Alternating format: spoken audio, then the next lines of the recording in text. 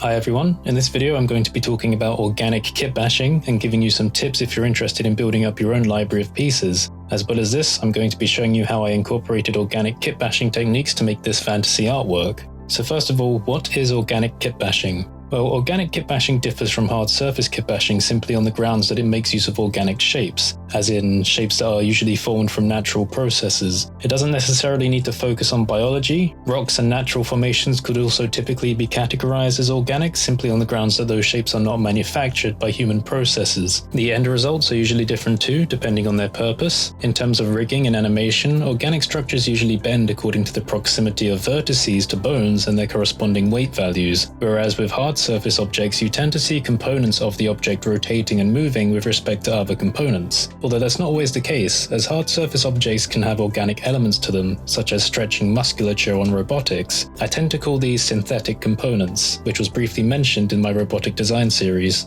So just like with any kind of kitbashing, having a library of parts can help you get really good looking results very quickly. But when it comes to organic over hard surface kitbashing, individual parts can quite often fall into the trap of being too stylized, and as such the results of using them will be recognizably similar. With that in mind, my first tip for building a library of organic pieces is to keep it simple. Try to stick to basic objects and shapes with the expectation of adding more detail to them later on when using them in your actual artwork. As well as this, make good use of symmetry. A lot of organic work will be done for things like creature designs. Something to keep in mind is that evolution has a proclivity for creating symmetrical creatures. Creatures with circulatory systems like us tend to have bilateral symmetry, which is where two halves form a whole. It's always interesting looking at creatures like the Burmese python, whose jaw is split down the middle, unlike our own. With that in mind, I would say that it might be useful for you to create parts in halves rather than whole pieces, because then you will be able to move both sides independently and decide on creative ways to fuse them together. If you're really conscious about the consumption of storage space, creating pieces in halves will also help to reduce the total amount of space required for your library. Keeping symmetry in mind, when building artwork out of organic pieces, having the pieces mirrored will help you quickly build out a silhouette. You can then disengage the symmetry later on in the process and then add asymmetrical details to make your design look more realistic.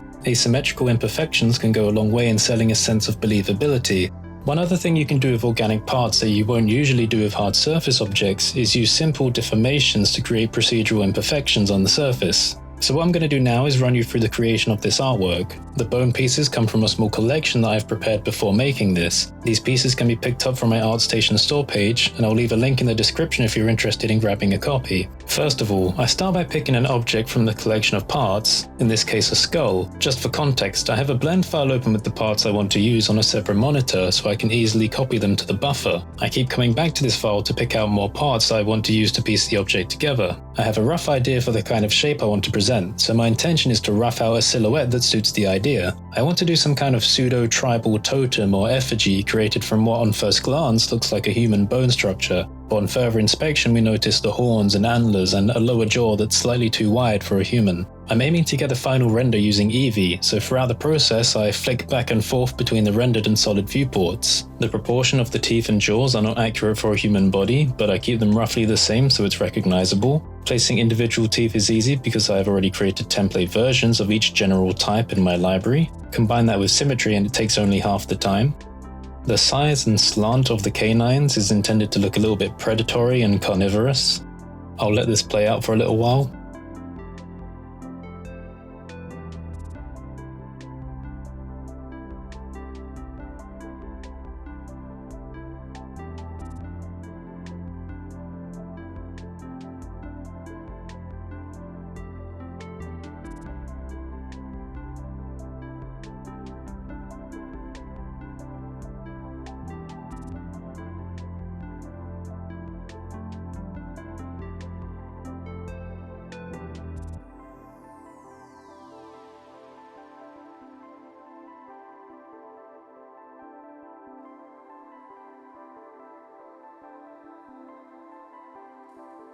The vertebrae are already symmetric as whole pieces since they were always intended to sit down the middle of the structure. It's just a matter of changing the rotation and scale as they are being placed to make it look believable.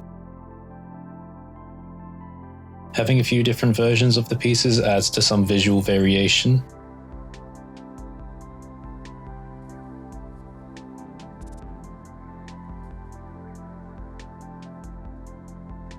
I know I'm only going to be doing the majority of a torso, so while constructing the ribs, I use it as an opportunity to visualize the general proportions of how wide I want the final object to be.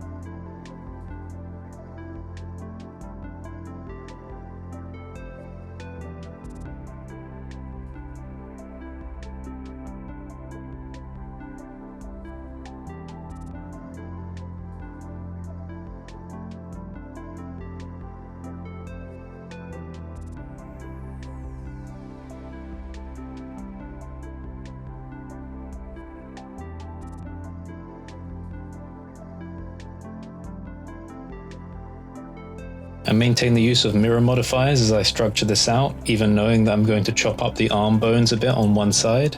I will leave it until later on in the process to disengage symmetry and add those asymmetrical details. Now, just for demonstration, I've applied a wave modifier to show how you can quickly shift the position of vertices for variation. If you're intending on doing a lot of late stage heavy detail sculpting, then it would be best to make procedural changes prior to adding such levels of detail. Here I have decided that I want to add some more detail to the upper skull. I still have symmetry enabled, as I feel like these changes could be a matter of the creature's nature rather than imprints or damage from life experience.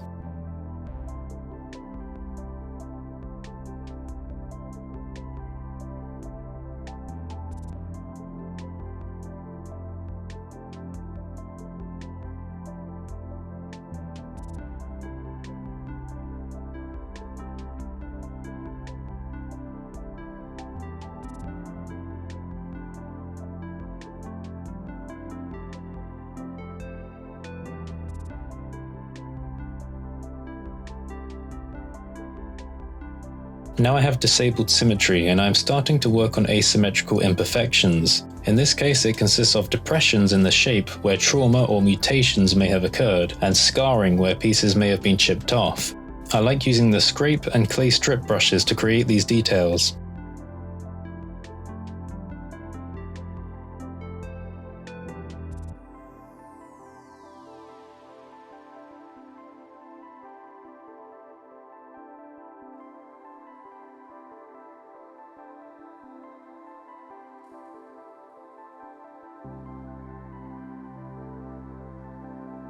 Looking back at the object as a whole, I make continual adjustments to light and color. The final conditions will not represent this, but I've left this in just to show how much of an iterative process this can be.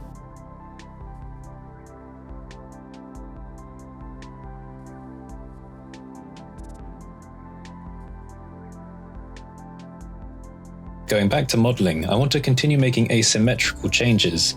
I decide to chop off a segment of one of the arm bones using a Boolean operation with a cube, and then do some cleanup sculpting to blend it in and chisel the rest of the bone.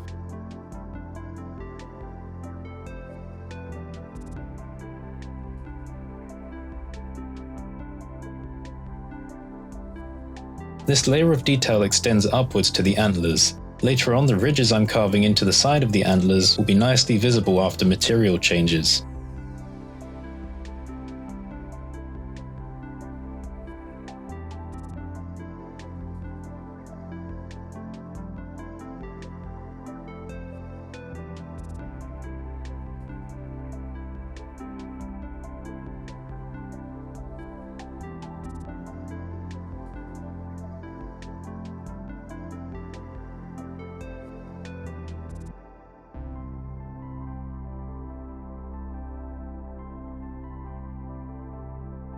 I've skipped ahead a bit to where I've made significant changes to the material and the lighting. At this point I'm thinking of how to make it more interesting, and I settle on the idea of infusing some Mesoamerican vibes with coloured feathers and fabric. I start by quickly creating a template feather and giving it some basic blue colour. The material assignments are laid out in a way that it's easy to switch the colour. The camera isn't going to see the back of the object, so I don't put much focus on how the feathers actually connect to the skull. I rotate them in a way that will look pleasant but not overbearing from the front of the object. I begin to start swapping out the colours of the feathers. The colours that I want to work with for these decorations are blue, red and yellowy gold, so as I progressively add more features I will weave those colours in where I feel it's appropriate. Now I'm hopping over to Marvelous Designer, and you can see that I'm simulating pieces of cloth that drape around the antlers of the skull. Blender does have powerful cloth simulation functionality, but I like the way that I can freely pin and drag the cloth around in real time with Marvelous Designer. Bringing it back into Blender, I think the cloth fits in really well with the cultured vibe. Of course, it's really easy to swap out the properties of the materials, but I think red works really well for the cloth. I see some more places where feathers could be placed. I decide that this is where I'm going to add some of the goldish yellow colour.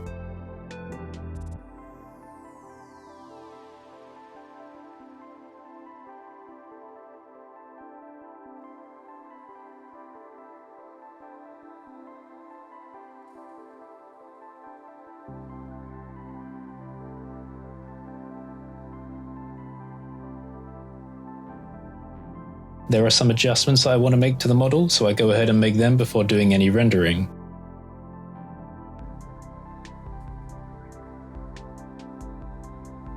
After some further changes and improvements since earlier recordings, this is what I've ended up with. If you want to get your hands on the parts used on this project, then you can pick them up from the link in the description. So that's all for this video. If you want to stay up to date, then you can follow me on my social medias or even join our Discord server. Links for everything can be found below. So thank you for watching. Don't forget to like, comment, subscribe and ring the bell, and I'll see you in the next video.